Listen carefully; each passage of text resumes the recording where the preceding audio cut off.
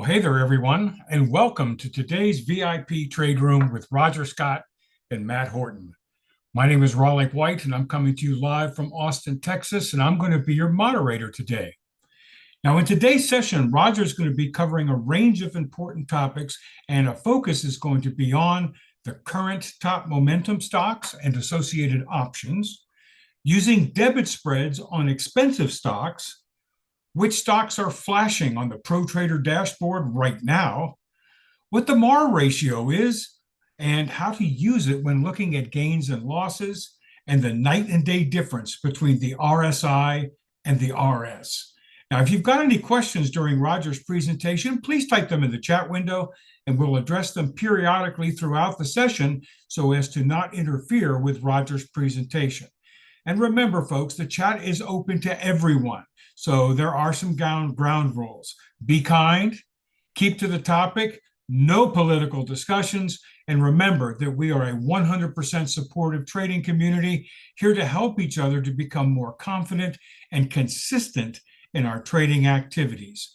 Now, for those of you that were with us or may have missed this morning's pre-market open comments, lots of thoughts coming into today. From a seasonality perspective, Roger let us know right off the bat that September is typically not a strong month in the markets.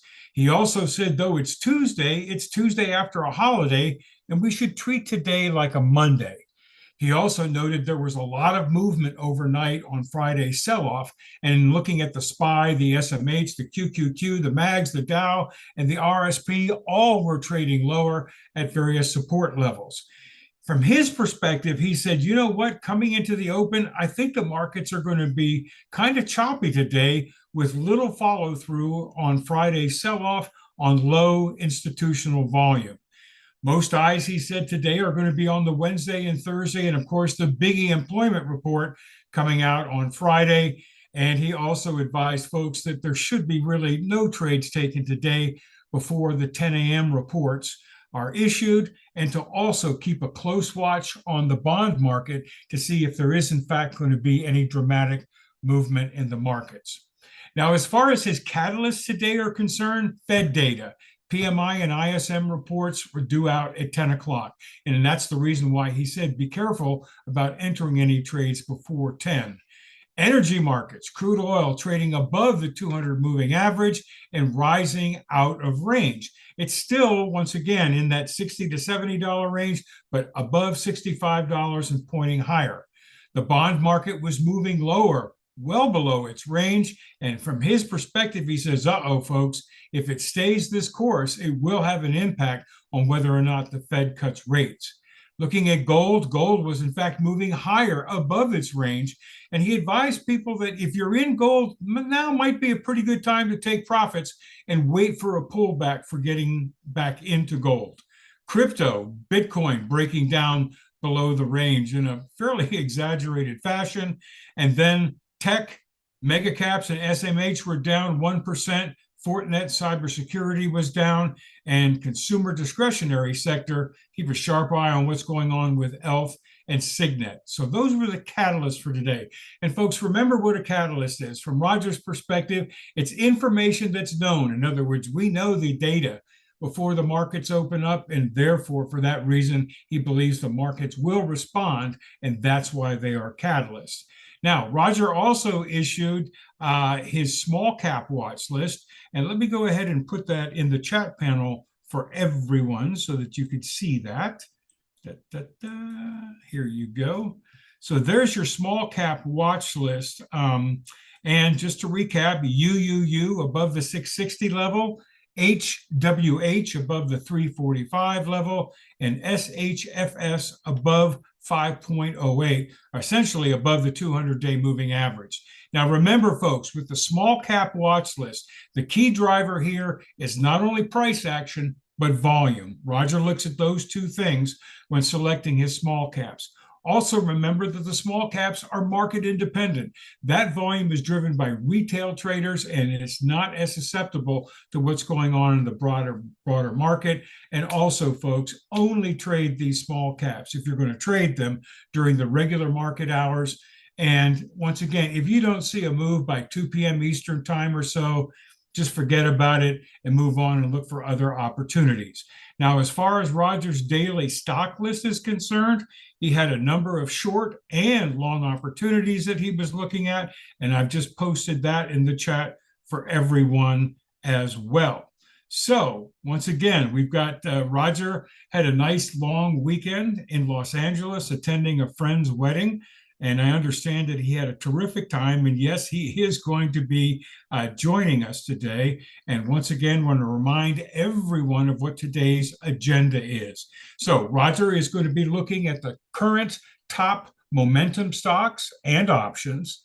He's going to be chatting about how you can use debit spreads, in particularly on expensive stocks. He's going to talk about which stocks are currently flashing on the Pro Trader dashboard. We'll take a look at that live.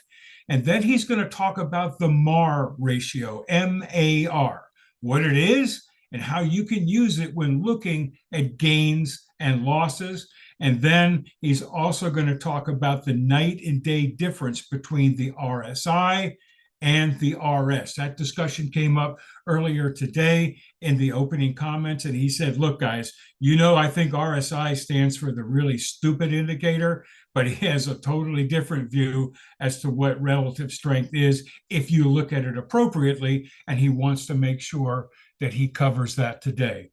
I also want to remind everybody if you've got any questions during Roger's presentation, please type them in the chat window and we'll address them periodically throughout the session so as to not interfere with Roger's presentation. I also want to remind everyone that the chat is open, okay? It's open to everyone, so remember the ground rules. Always be kind. Keep to the topic, no political discussions whatsoever, and remember that we are a 100% supportive trading community here to help each other to become more confident and consistent in our trading activities. And with that, folks, let's say hi to Roger. Let's welcome Roger back after his trip to the West Coast. I know that's his home. Yes. He went back home, and sometimes, you get there and the anchor slips overboard. Oh no, nothing slipped overboard. Nothing slipped. My dancing shoes slipped overboard. That's about it. Roger, the pictures were wonderful. You looked so handsome. Your wife looked beautiful. Your daughter, oh my gosh, 12 years old, 12 probably going on 22, if I know her. Yes. Yes. Absolutely. Absolutely. 12 going on to 22. Yeah, that's what she was. Did you see the video that I posted on I Telegram? saw you. I'm sitting there, Roger. There's a term for how you were dancing. It's called a telephone booth dance. Yeah, that's This what is I was how we doing. dance in a telephone booth, man. Just keep it tight, That's exactly what I was doing. And she's like, "Come on, Dad, move your feet." And you're going like, Yeah, "Oh, yeah. No, no, that's about as good. That's about as good as it's gonna get. Let me just pull up my a stock that I was looking at here real quick. absolutely." Well, Roger, I was sharing with people today, your thoughts coming into the market, being that it's a Tuesday after, the holidays, and the fact that we really didn't expect to see much follow through today, but boy, oh boy, the markets just decided that they were going to go like, what I think about that, Roger? I got you right here with that, and it just, man, just taking off Yeah. like crazy. It So interesting, kind of a surprise, at least from my well, perspective. What are your thoughts there? not too much of a surprise because of the bond market. Yes, That's what the bond market. And I said that this morning. I said if we break down the bond market, that's going to be a big, big, that's big. true. Now, of course, I'm not talking about 5 minute charts up and flows. That I'm talking about the movement for the next couple of days. Very, very, very, very, very, very possible. Right. Extremely possible. And I know the bonds were faking us out just a little bit because they looked like they were trying to come back just a little bit. And I think your point was if they do come back, I expect it to be sluggish. But if it breaks down below these levels, Katie bar the door. Yeah, and I also was talking about Vold. The Vold. We don't have major divergence after this morning, after about 10:30 this morning. But the Vold's been going here. Let me pull up my screen real quick. Yeah. The Vold's been going down as well precipitously. Now, keep in mind, the market is still not bearish. We're, a few points away from all-time highs, but this is not good. This is not great. Right here, you could see right here, the fact that we're just going down. That's not that great. That's not Yeah. that great. Gotcha. And ADD opened up at 1833. That's not that great either. Not that great at all. So there's definitely some downside pressure. Now, again, there's the silver lining here is when markets are moving down like this, it's really easy to find stocks that are being bought up by institutions. Because if a Yeah. stock is up strong today, and I'm not going to name any stocks, but like the stock that we just got into in the pit, for example, there's no if the market's down 1.5% and a stock is up 2% on the day, that stock is being bought up today. There's no question about that. So what I want to see is I want to see follow through. And let me explain to you really why I'm so skeptical about the market going down is because we're right here. And the SPY, here's the thing. Today, a lot of people are not in the market today because of the holidays. That's number one. Okay. Number two, this gap right here, we don't gap that much on the SPY. You see what happens after we gap a lot? We usually just come right back up. Recovers. Yep. So I want to see us break the 50-day line before I start going short. See, once we start breaking the 50-day line, I'm going to start shorting like there's like it's going out of stock. Like I was shorting 2 summers ago when we were doing it in the pit when we were doing it in the free channel.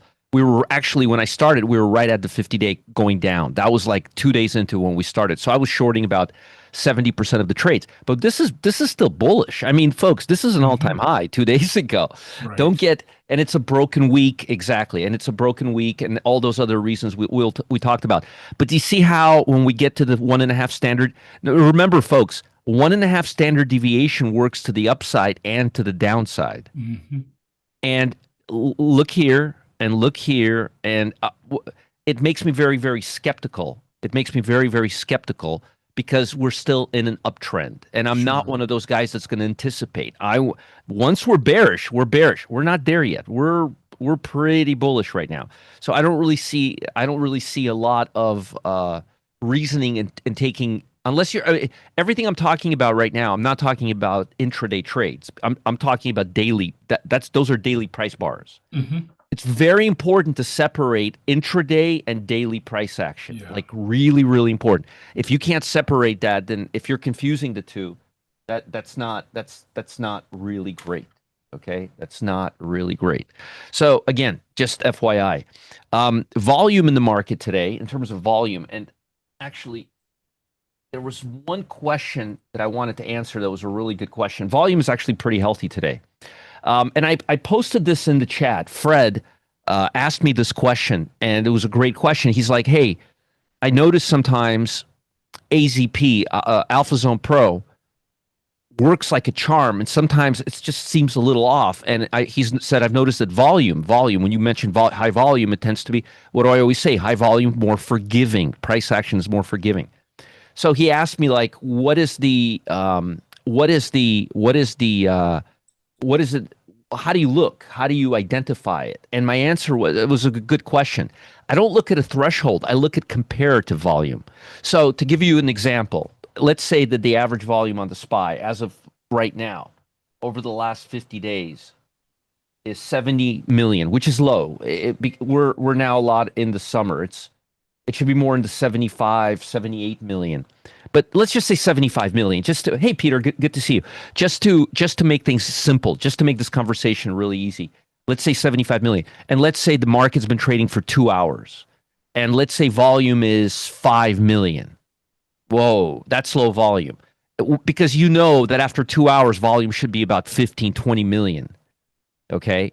Now, if you have a Pro Trader dashboard, you don't have to do this in your head. You could just type in the QQQ, and the QQQ corresponds to the SPY here, like this. Let me just type in QQQ here. Okay. So you could see that on a 5-minute, volume is high. Usually, if the volume is high on the SPY, it'll be high on the QQQ. So you could see right now that volume is not higher than average.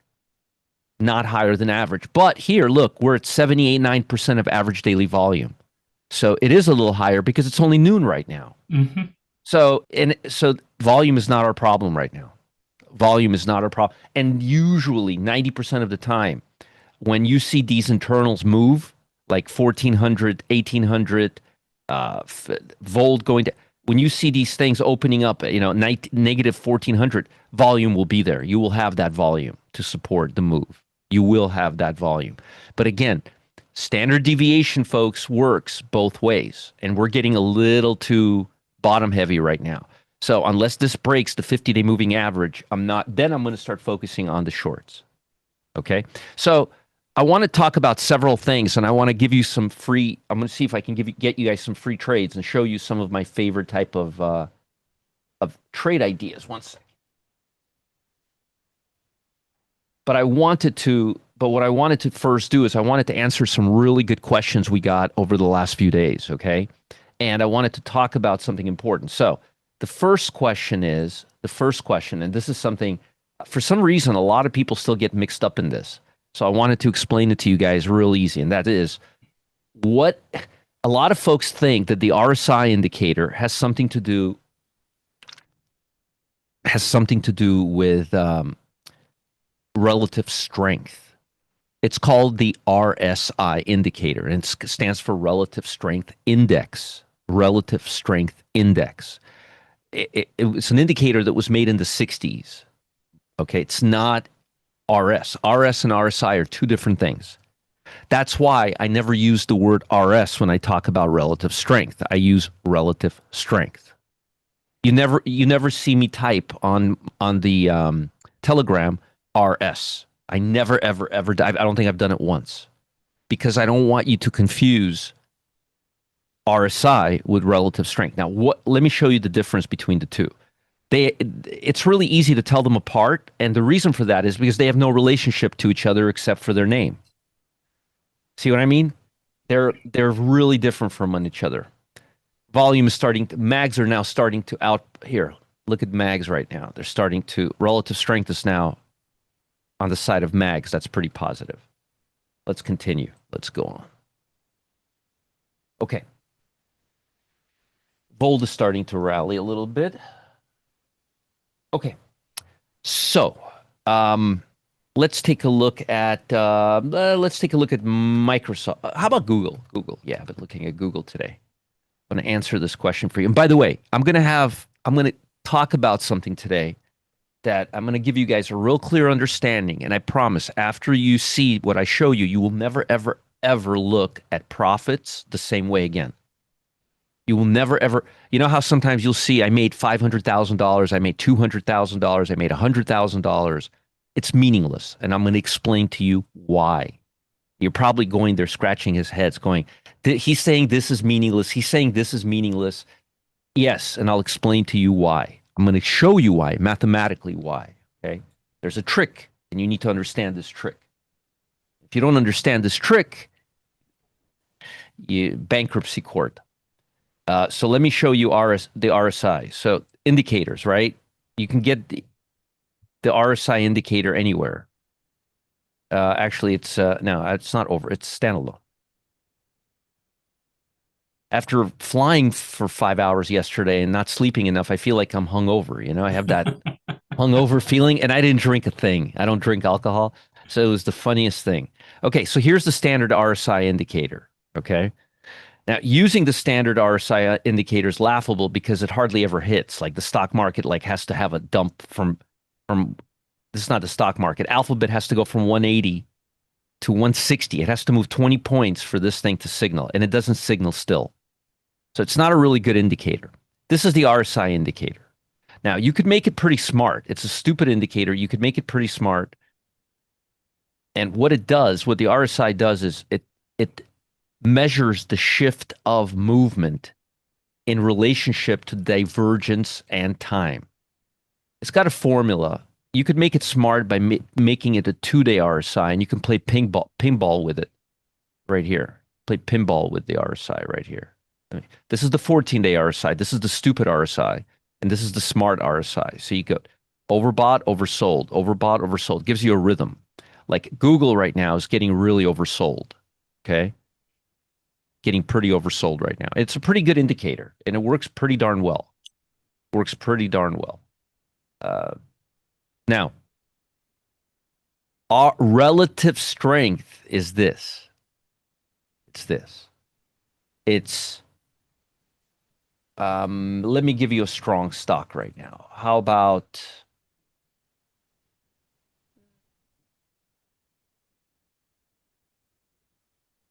Tigo? Tigo. Okay, it's a stock that's on our watch list. Tigo's a really strong stock. This is comparing Tigo to the S&P 500 to see which one is stronger and which one is weaker. Okay? And that shows us right here that this, if this is red, the more, I mean, blue, green, the more green we have here, the more stronger this stock is than the S&P 500. And I compare everything to the S&P 500 if I want to know whether it's strong or whether it's weak. Okay? Everything gets compared to the S&P 500. So right away, without measuring it, now I can just put the S&P here next to it, and S&P will be going down here today, and this is going up. So another stock, for example, T-Mobile. I'm looking at T-Mobile. You could see that. Look at RSI. The stock is up 2% on the day, right here. Green, green, green, green all day. Green, green, green all day. Compared to the SPY. So we could see strength and weakness really quickly like that. Okay. Okay. And if you like, for example, like mega caps right now, look at mega caps. See mega caps coming up. They're starting to gain strength. So I don't have to sit there and put the SPY next to this. I can just look at this and the Pro Trader dashboard, which we're going to be talking about quite a bit in the next few minutes. It has it built in. So this is RS. This is relative strength. That's something that we use internally. That's something that's not the RSI oscillator. So the RSI measures measures how fast price moves away from its average. Okay? The RS looks at how frequently price is outperforming the SPY. Apples and oranges. They have no relationship to each other, okay? Zero relationship to each other. Like zero relationship to each other. Take a look at it. Okay. So wanted to make sure we understand that, okay? No relationship to each other. Now, with that said, I wanted to show you guys something that a lot of folks have a lot of questions about, and a lot of people don't understand it, okay? So I'm going to talk about that right now, okay? Real quick. I want to take a screenshot. You know what? Actually, let me go through my stock watch list, and then I'll do it. How about that? Let me go through my watch list because I don't want to rush. So let me go ahead and get my watch list up here.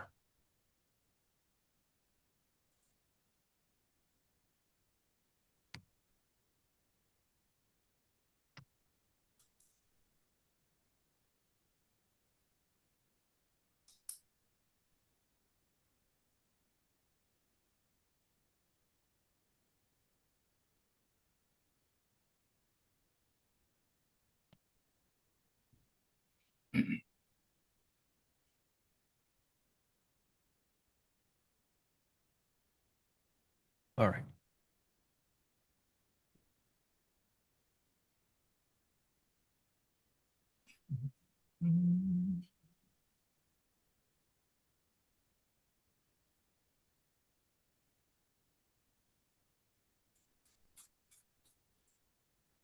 Okay. All right. Sorry about that. Okay. Are you guys ready? Yeah. All right, let's do this. Sorry, I'm just trying to look at a few different things here at the same time and see what this market is doing. All right. There's that. Where's my screen? Where's my screen? Come on, screen. There you are. Okay. Got my screen here. All right.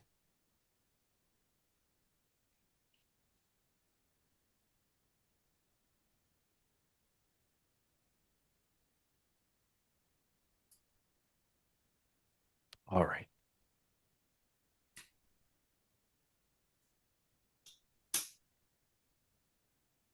SFM, Moderna, UPS, Adobe, CARR. That's a nice one right there. Take a look at that. Good one right there. STZ, Target, Dual, Etsy, Align,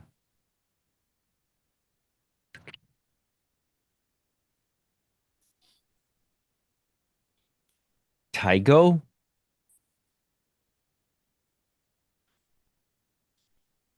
That's long. We moved to the long side. Yeah, longs. BE. Yep. I like BE a lot. That's a nice pullback right there. Real nice pullback. Matt, make note of that. Maybe the liquidity got better. We were looking at it earlier. Mm-hmm. BE. Second, let me just put this here, there.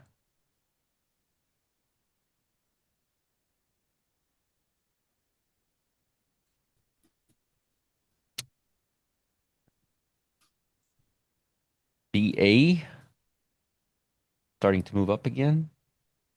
Newmont's still looking pretty good. As far as the physical, as far as physical gold over, I would be liquidating it right now with the opportunity of it pulling back. But this is not physical gold. INCY looked really good this morning. I liked it. I don't think anybody posted any list game on. Nobody ever. I did a little bit earlier. You're talking about the game on. Are you talking about, Roger's pre-market list of longs and shorts? Because I did post them. I could do it again, no problem. Thanks, Raleigh. And then Humana. Okay. Humana.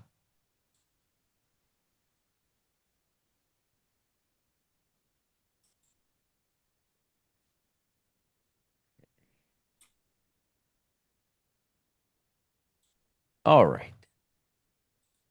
You're welcome.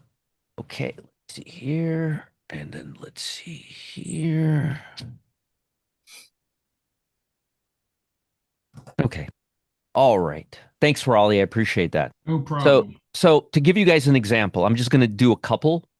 Because we're doing really good on time. Raleigh's doing a great job of monitoring the room, so I don't have to interrupt or answer any questions.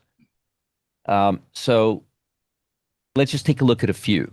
So let's say you're doing Adobe, and Adobe's a $343 stock. So this is a good example, okay? A really, really good example. Let's look at the option chain on Adobe. Let's just say we're going to go. Let's just say we want to do a spread on Adobe, okay? So let's say we go 10 days out. We start at a 0.50 delta. We do 345, okay? Against, it's too expensive. $1.40 here, too expensive. So let's look at 345 versus 340. Perfect. It's $2.30. It may be off a little bit, but somewhere in that ballpark versus $5. That's perfect. So it's going to cost you $2.30, assuming that's still the price. I see it's a little off here, but again, could probably do this for about $2.50 right here. Okay.